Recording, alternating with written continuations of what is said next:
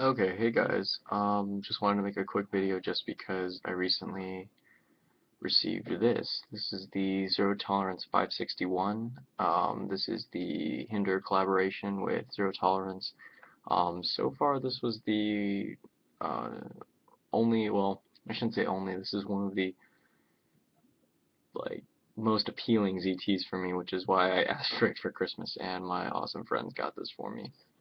So it is a flipper design. But what I also like about this knife is that despite being a flipper design, and sometimes flipper designs um, tend to sort of ignore the thumb studs on here. This particular knife,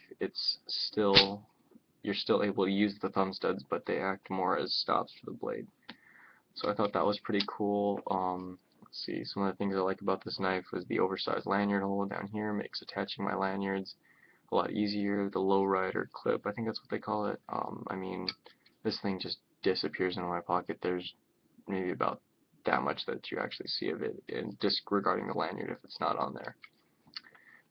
The KVT bearing system that this is on feels just like any other bearing system knife, but I mean it's as smooth as hell. Like this is an incredibly smooth knife to operate just because I mean I'll barely put any pressure on this, and not that time, but it just glides out.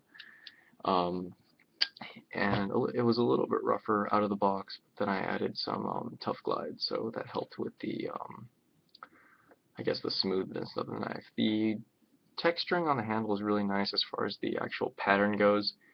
It's a really nice sort of diamond texture right there in here.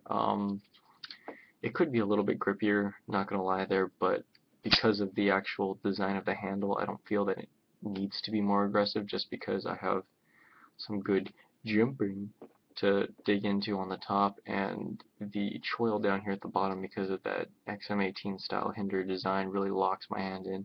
I love that about this knife, which is one of the reasons why I wanted it so badly.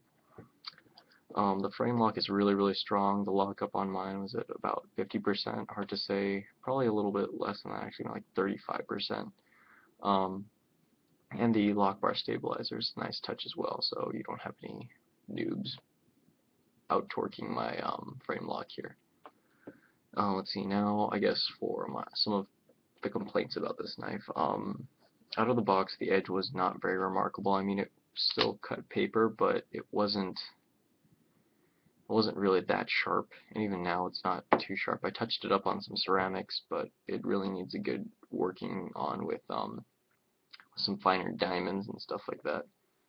The LMAX steel is nice, but I will have to let you know how that actually performs, just because I have no experience with the steel at all, and I realize that this particular blade shape is not the kind of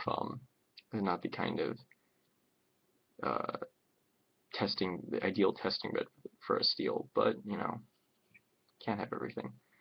Another thing is that the frame lock is really stiff out of the box, and I think that's also, and sometimes it sticks. It's because of that titanium interfacing with the steel lock face on the blade. Just something, I guess, that's a problem with a lot of titanium lock bars, or sorry, titanium frame locks. So I can overlook that too. Another thing that sort of concerns me is I didn't actually notice it when I got it yesterday, but if you look right here, it is missing a bolster screw, and that really bugs me. I was expecting a lot more from Zero Tolerance to not have any missing components from it.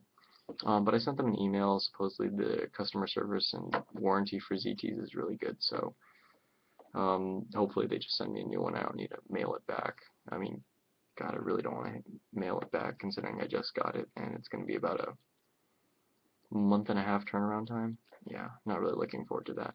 But otherwise, man, I really love just the size of it. I mean, it's hard to